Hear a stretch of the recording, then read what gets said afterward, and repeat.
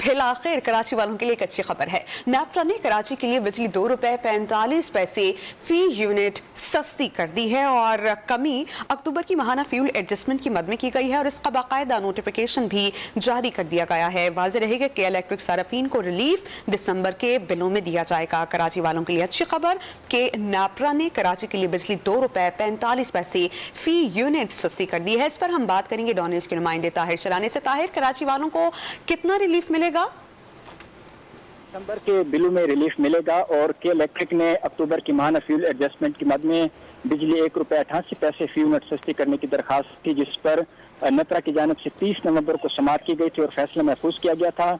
जो आज नोटिफिकेशन जारी किया गया है उसके मुताबिक कराची वालों के लिए बिजली ₹2.45 फी यूनिट सस्ती की गई है। एक माह के लिए इसका इतलाक होगा।